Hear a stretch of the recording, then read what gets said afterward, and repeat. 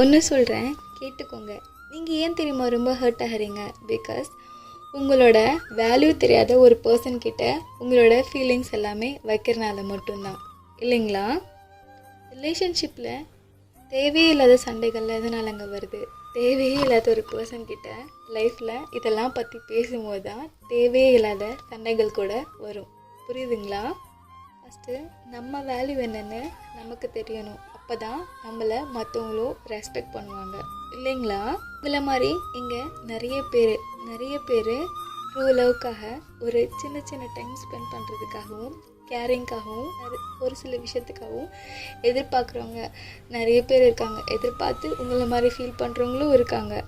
இதை திங்க் பண்ணுங்கள். தப்பான பர்சன் மேலே எல்லாத்தையும் உங்கள் லைஃப்பில் உங்கள் லவ் உங்களோட கேரிங் எல்லாத்தையுமே ஃபஸ்ட்டு அவங்கள ப்ளேம் பண்ணுறதுல எந்த ஒரு யூஸும் இல்லை, இல்லைங்களா?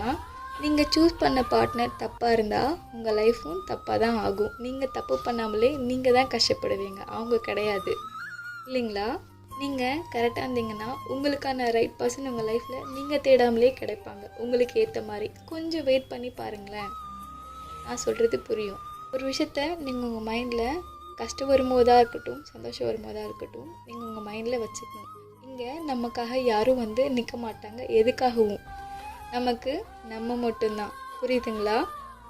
சிம்பிளாக சொல்லணுன்னா life is all about acceptance. இந்த அக்செப்டன்ஸுங்கிற ஒரு விஷயம் லைஃப்பில் இருந்தால் கண்டிப்பாக லைஃபு ரொம்ப நல்லா இருக்கும். புரியும்னு நினைக்கிறேன். நல்லதாக இருக்கட்டும் கெட்டதாக இருக்கட்டும் எது வந்தாலும் லைஃப்பில் அக்செப்ட் பண்ணிவிட்டு ஓகே பார்த்துக்கலாம் அப்படின்னு உங்களுக்குள்ளே ஒரு ஹோப் வச்சுக்கோங்களேன். இங்கே எதுவும் கஷ்டம் கிடையாது. புரியுதுங்களா நான் சொல்கிறது?